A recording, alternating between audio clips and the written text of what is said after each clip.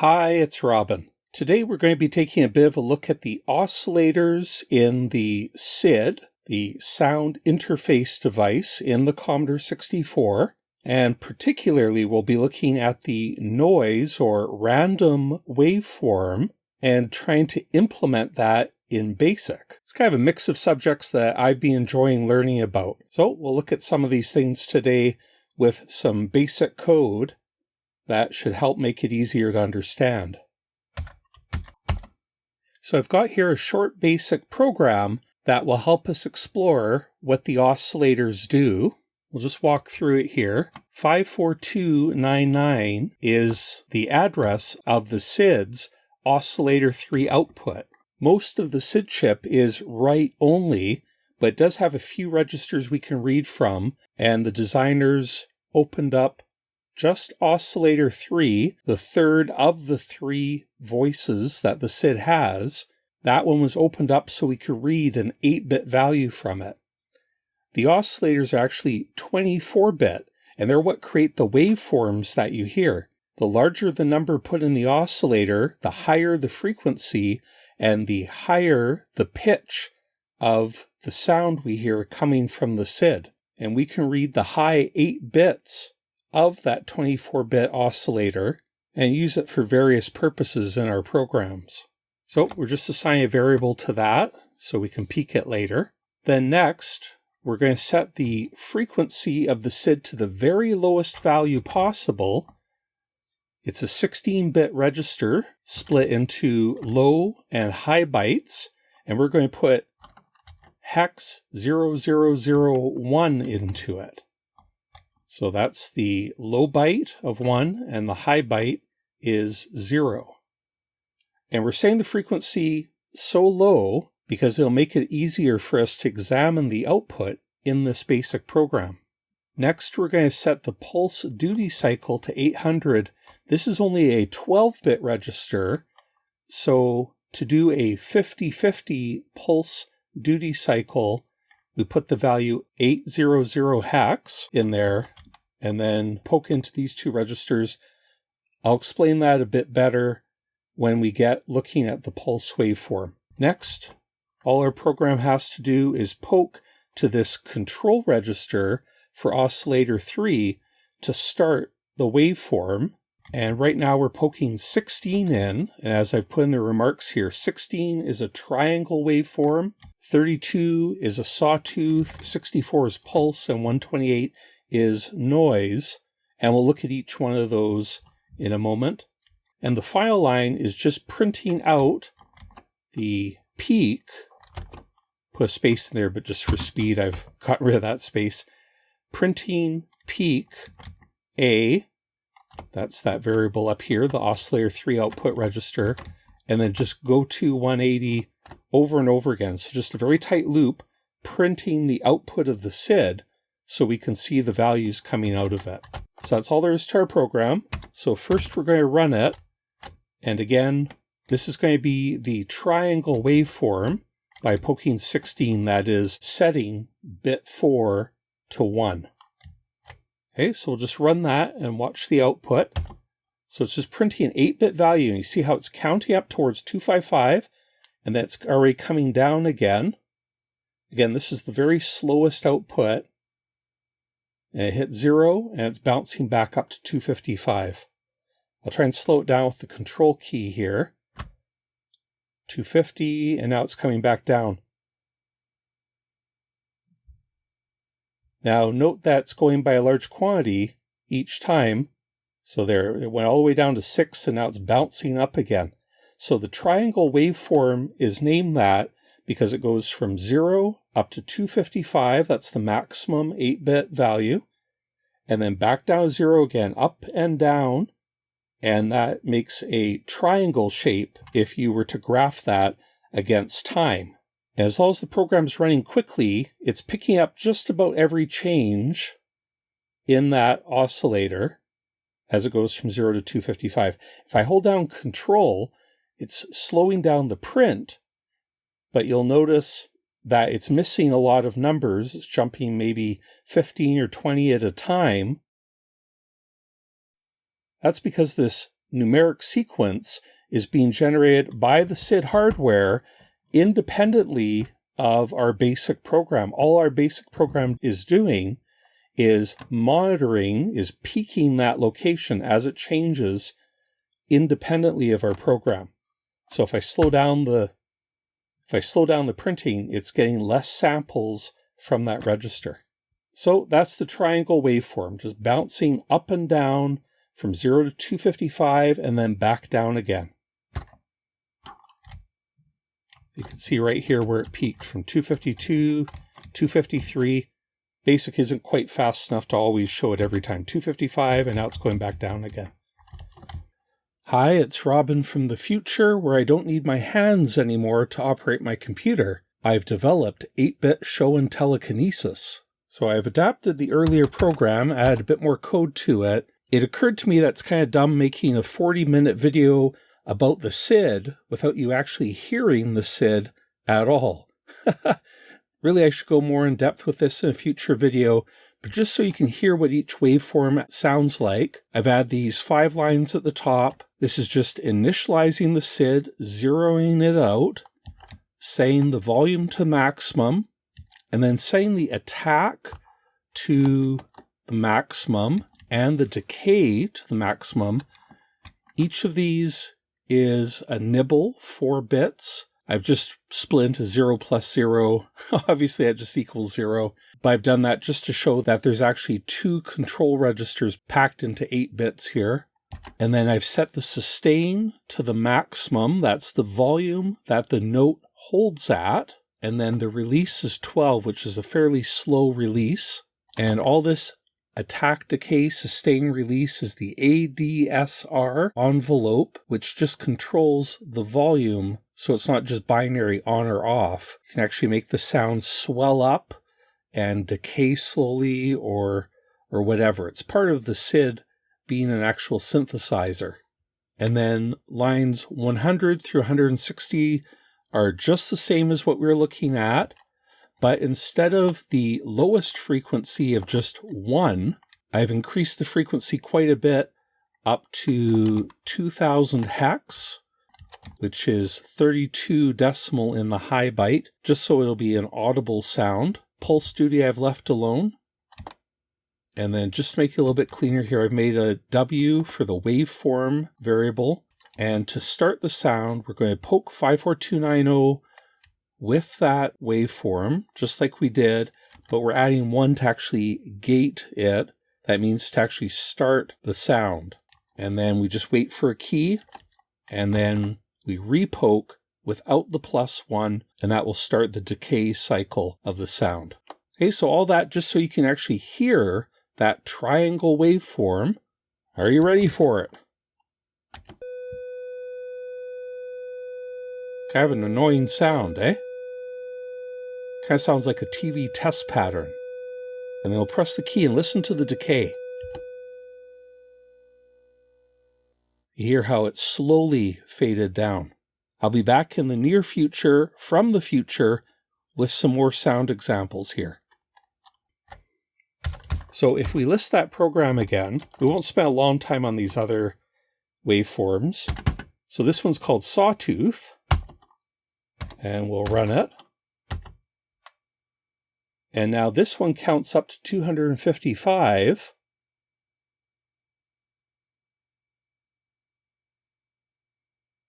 And then goes right back down to 0 again. So it's called Sawtooth because it's triangular as it climbs up, but then it abruptly cuts down to 0. It has more of an edgy sound than the triangle. Oh, we're not really discussing how these sound right now. I've got the frequency set so low that we couldn't even hear it. I guess that's like a different episode.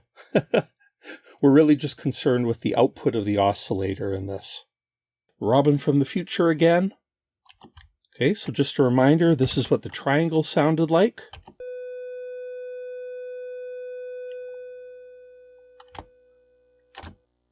And now change it to 32, which is the Sawtooth waveform. And it has a more kind of biting sound. Here we go.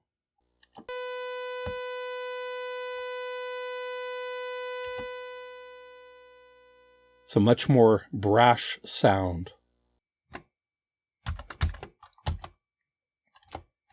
Okay, the next of the 4 available waveforms, this is all the SID has, is these 4 waveforms.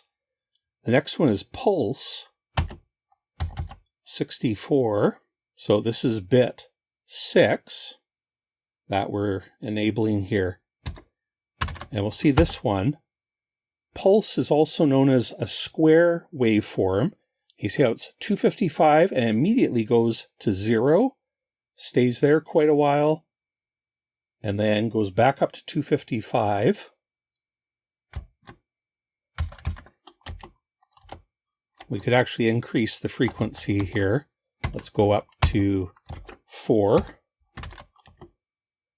So 0, 255.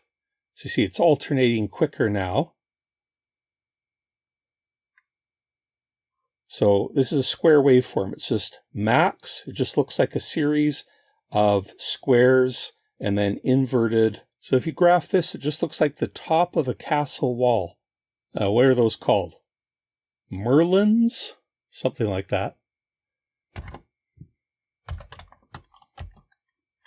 And just back to this line that I didn't explain before, the 50-50 pulse duty cycle, just a 12-bit value. So max would be FFF. 800 is half of that in hex, and that means that the duty cycle, 50% of the time is spent at 0 at the minimum, 50% of the time is spent at the maximum at 255 decimal or FF hex. So if we wanted to change that value to something like 4, now just a quarter of the time, we'll run that. 0. So you see how it's 255 for quite a while and 0 for a shorter period. Maybe if we sped that up even more, it would be more obvious. I'm going to go all the way up to a frequency of 8.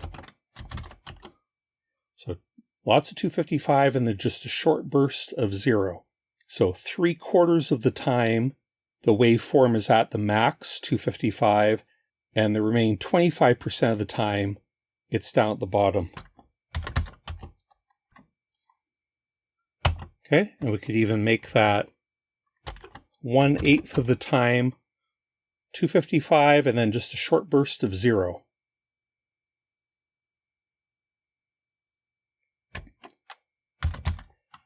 Again, that line is only needed if you're doing the pulse waveform. Once again, Robin from the future here. So the sawtooth sounded like this. And now change it to the pulse waveform. Here we go.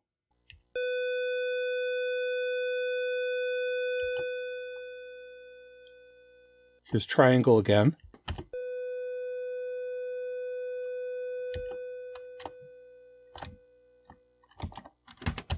Pulse waveform again.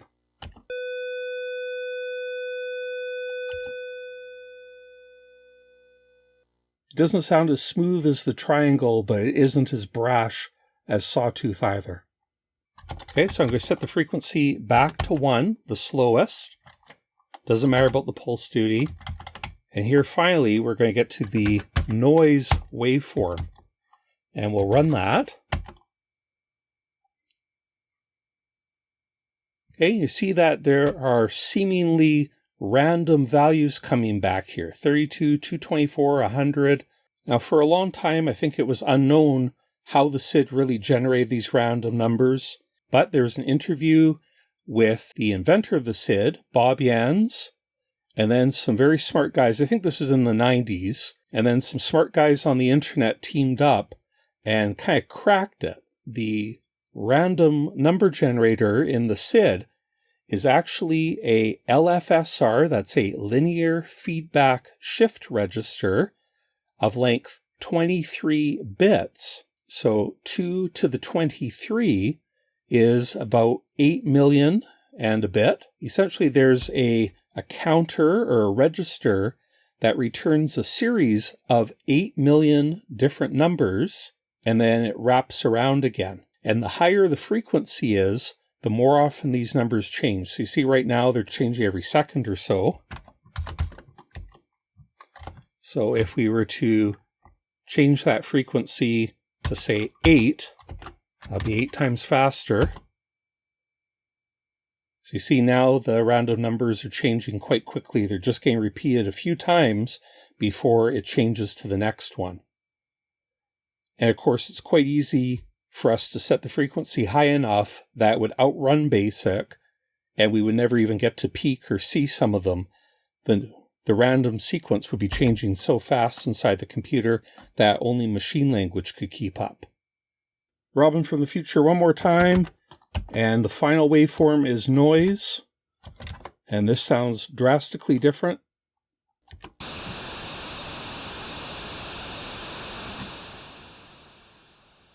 Just sounds kind of like white noise. Sometimes it sounds like wind or maybe the ocean, depending on the pitch.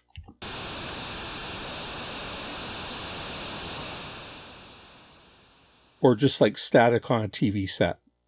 Okay, back to Robin of the present.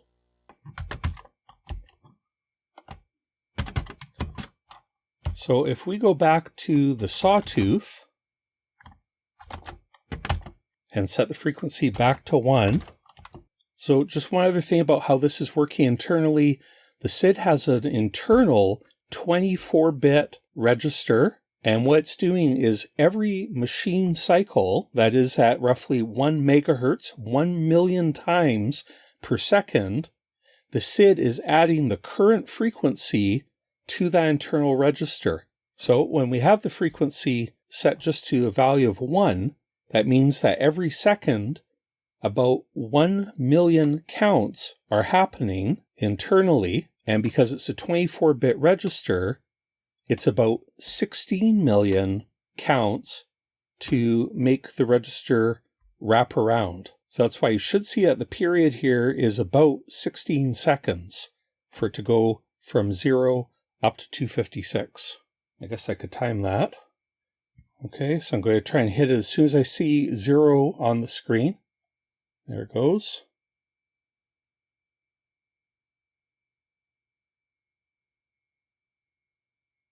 And I'll stop as soon as I see 0 on the screen again.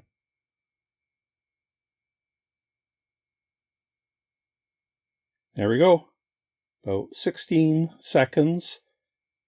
So that's because the 24-bit register, that's 2 to the 24, equals about 16 million possibilities. And at 1 megahertz, it takes about 16 seconds to count up to 16 million.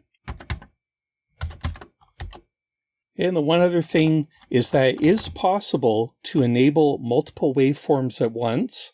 Official documentation implied that the various waveforms would be ANDed together, but it doesn't appear to actually work that way, especially in the original 6581 SID that is mostly found in breadbin 64s. In the 8580 in newer C64s, it does seem a bit closer to working that way. Okay, so there's going to be a D64 in the description if you want to download this yourself. We were just looking at the program called Oscillator 3 Output. And now we're going to load this SID LFSR program. So I read some descriptions about how the linear feedback shift register in the SID works. And what I've done here is attempted to re-implement it in BASIC, just for ease of understanding. This isn't very practical, but it certainly helped me better understand how it works. So we'll just run it here so you can see the output. It's quite slow. So that's a 23-bit binary number being printed on each line.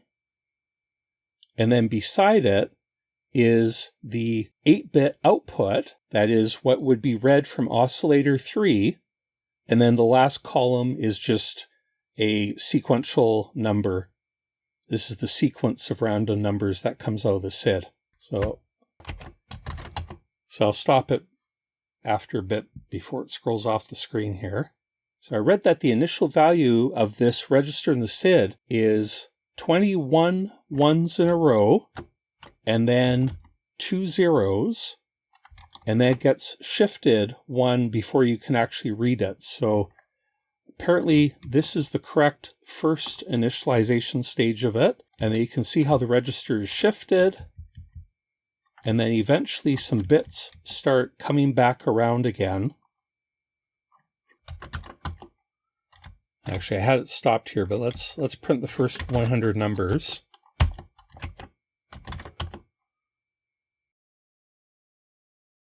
So the sequence actually starts off pretty boring. 254 twice, 252, then 248, 240, 224, 192, 129, and then finally something changes. 3, 6, 4, 12, 8, 24, 48, 32, 97, 65, 195, 135, 715, and so on.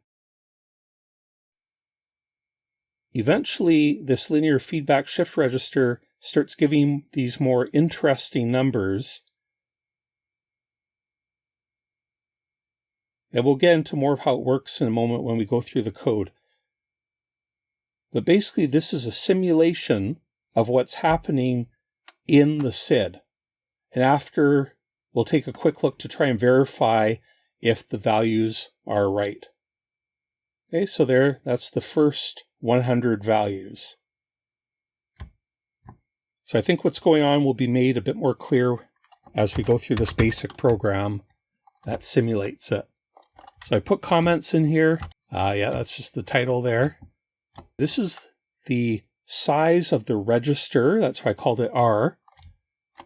22, but it's 0 base, so it's actually 23 bits in the linear feedback shift register. So that's the size of the register. And this could be tweaked to handle other LFSRs, but I've got configured to simulate the one in the SID. Now, unlike the other waveforms, the random one does not just return the highest 8 bits of these 23 bits. Instead, they're pulled from different locations and assembled into an 8-bit value. So again, this is 0 based. It says 7, but it's actually 8 different values numbered from 0 to 7. These are the bits to be combined. And this variable C is just a counter. Each time through, we're going to increment the counter by 1. Just keep track of how many numbers we produce. And then we're going to dimension some numeric arrays. R is going to be our register, and it's going to have 23 elements, numbered 0 to 22.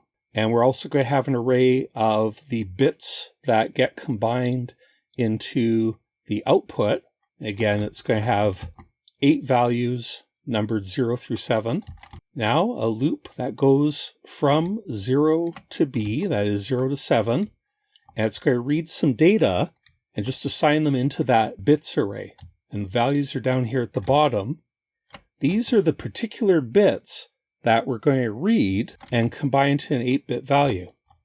So they're number 22, that's the leftmost one, 20, 16, 13, 11, 7, 4, and 2. And through trial and error or analysis, some guys on the internet, Marco Makala is one of the guys who analyzed this.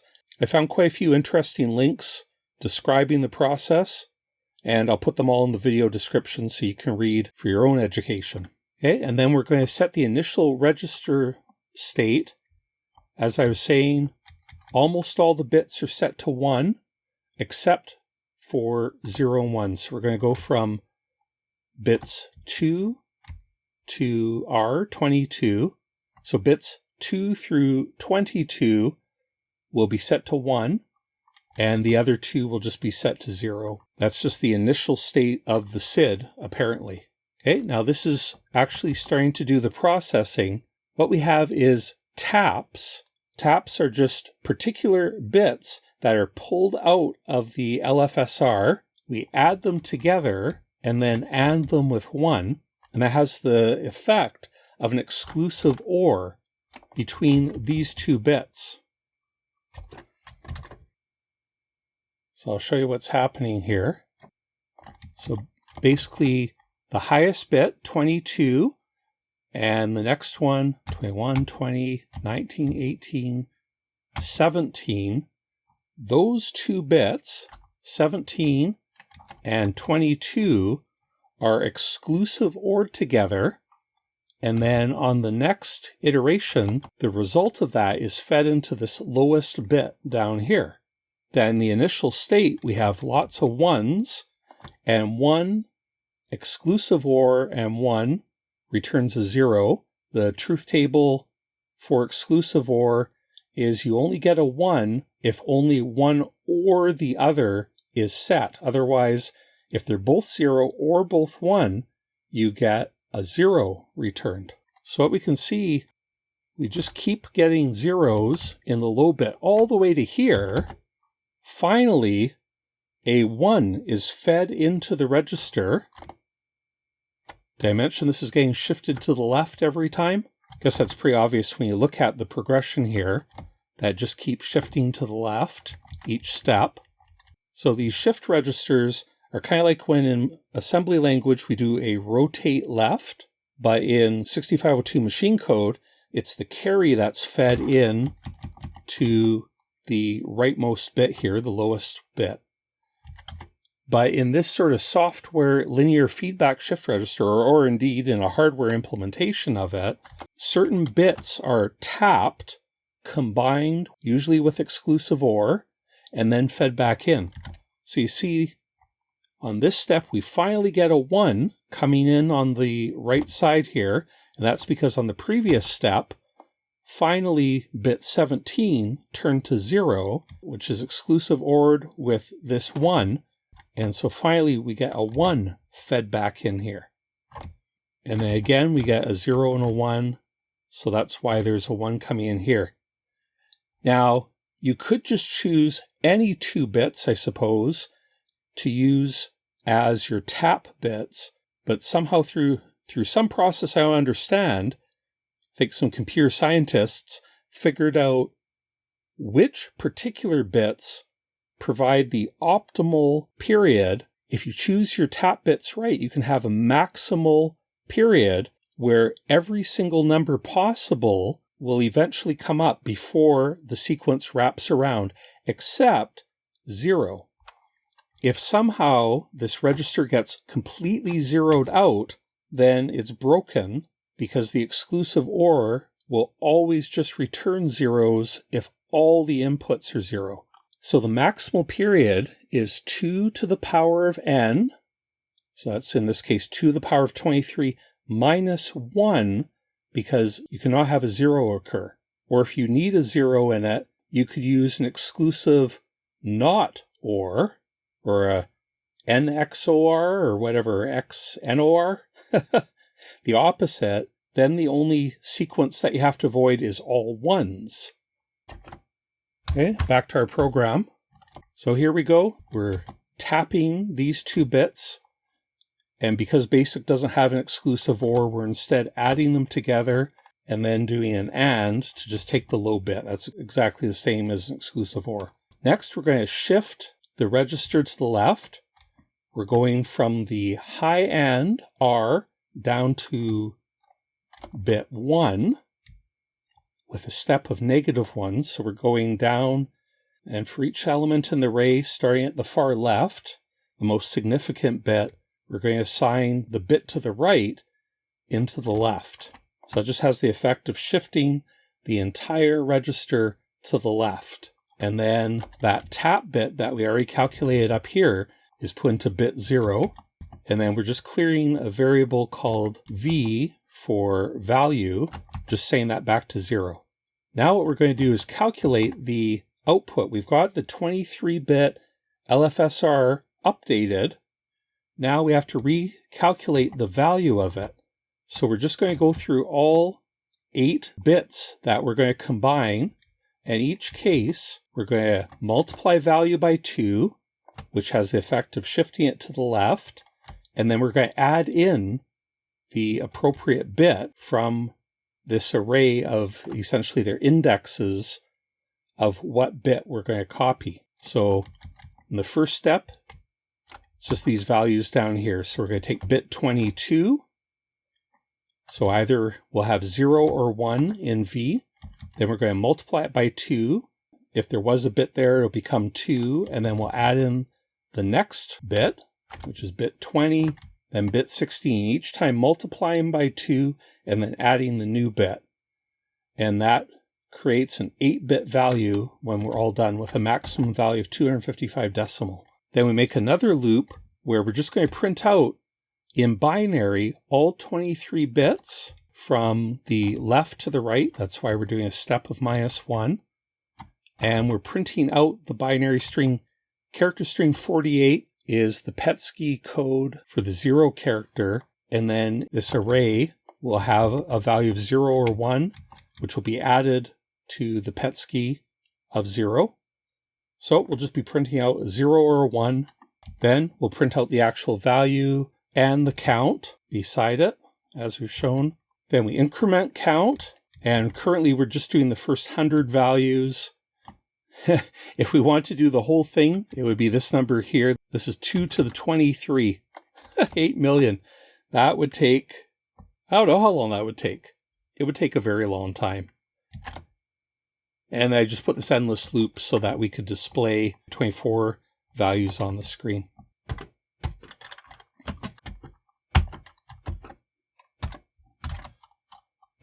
So there are the first 24 values.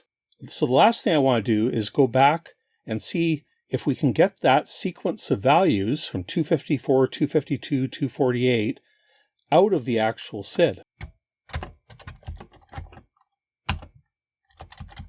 Okay, so we'll start up this program again, and we'll set to the noise waveform.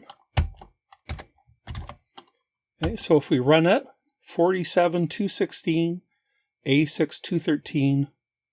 Nope, so I'm not seeing that beginning of the sequence. So what we're going to do is add a little bit more code here.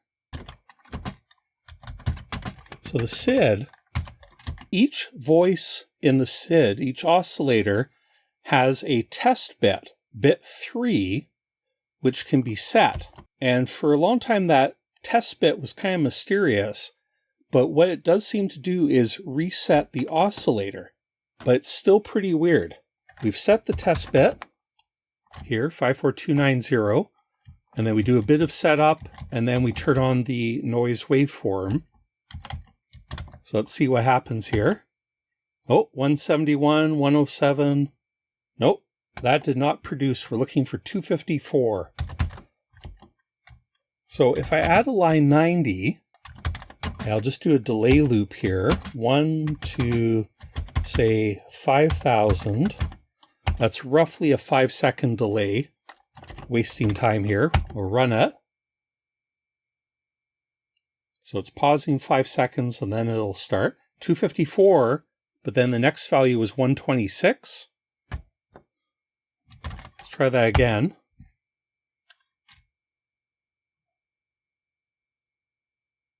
$246, $252. So the numbers are consistently higher, but the numbers still aren't right. So this was a real mystery. I did a bunch of reading on this. So I'm going to increase this delay to 10,000. Really strangely, you have to set the test bit for a long time to actually get it to work. We'll try running it again. So this is a full 10-second pause. I might start skipping these pauses, but just editing them out so you don't have to wait. There, 254, 252. Next, we're looking for 248. There it is. Next is 240. There it is. Okay, 224. Yep. 192. Good. 129. It's working pretty good now. 3 and 6. Okay. So I actually found 13,000 to be most reliable. So here, I'm going to go to, although that time 10,000 worked. So I'll go down to 9,000. We'll see if we can get it to work. 254, 252, 248, 240 should be next. 224, 192. Wow. Okay, it's working quite reliably right now. When I was testing this earlier today, I don't know if it's like temperature sensitive or what. I go to 8,000. Basically, I want to get it so it's kind of flaky. 254, 252, 248 is next. Yep, 240, 224, 192. Still working okay. Why won't you be flaky anymore? 7,000. Is this riveting or what? 254, 252, 248. I've had it where like the first few numbers were right. 240. Yeah, 224, 192, 129, 3, 6. Got that first part all memorized now. Okay, 6,000. Let's try that.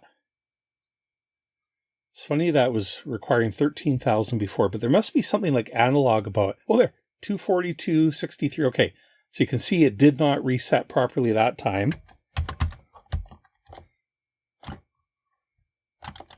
But I could sometimes get it where the first couple numbers were correct and then it went wrong again. So I'm trying to say 254. Okay, there. The first number is right now, 252.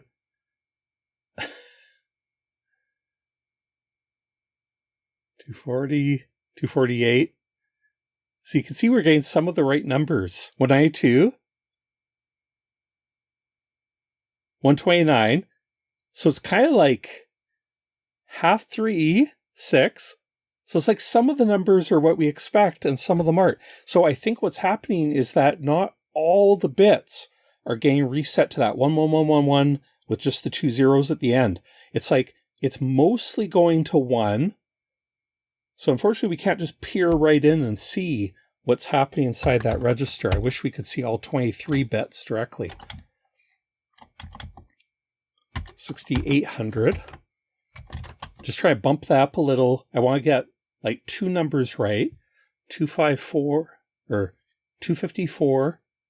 Yeah, 252, 248, 240. Come on, go. Oh, yeah, 224, 192, 129. Yeah, 3, 6. Okay, so that one worked. So anyway, if any of you guys are bored and have a real C64 experiment with, I guess you could try it on your emulator too, but okay, so I'm trying this at 6,700.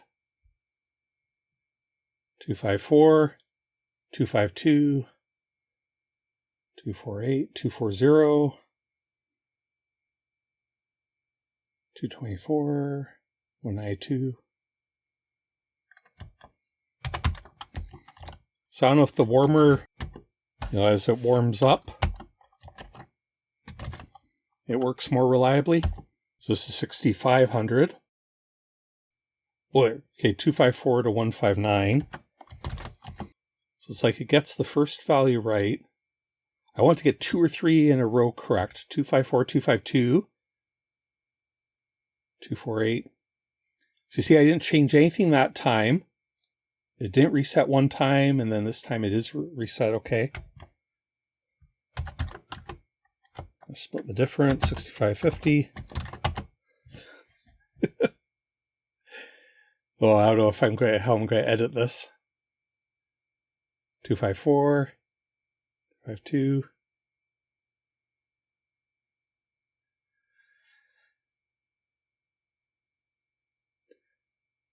Yeah.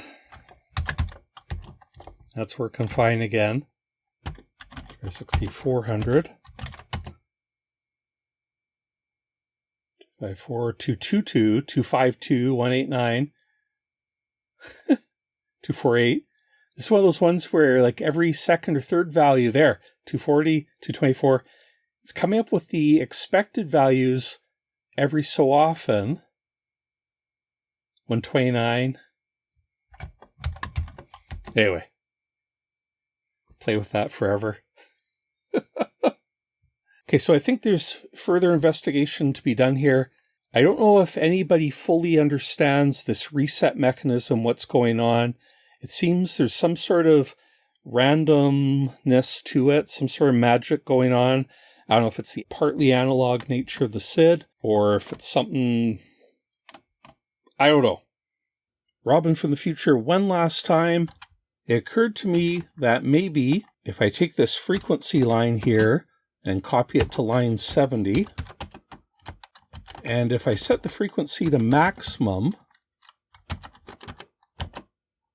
okay, I'm delaying 5 seconds.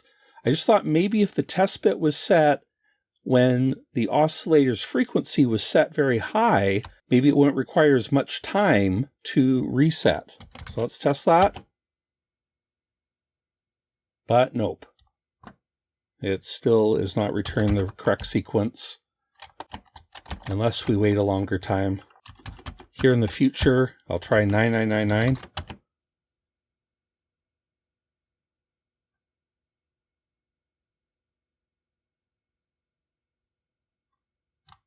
So yeah, that still works.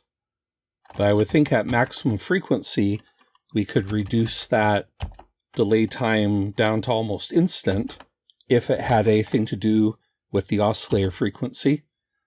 So here it is. But again, this is 5 seconds even. And it still isn't resetting properly.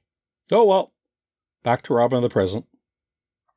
So I'd like to hear if people do any investigation, look into it. I'm especially interested in real SIDs, strange behavior there. Presumably the emulators are going to act in a much more deterministic way. And what I'd probably like to do in a future episode is try and read all the values of the SID, wait long enough here so that we know it resets properly.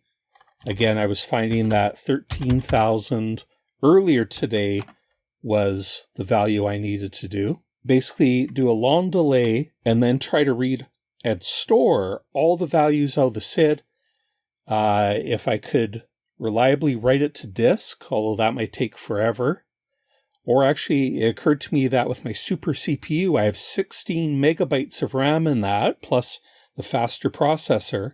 If there are 8 million unique numbers that come out of the SID, or well, 2 to the 23, then I could write them all into SuperCPU RAM. Then I could check them against that linear feedback shift register simulation I wrote. Well, actually, I would rewrite it in machine language and then compare the two and see if a real SID really does generate that same sequence. So far, we've seen that it's good for at least the first, whatever. Actually, I'm going to load that up, eh?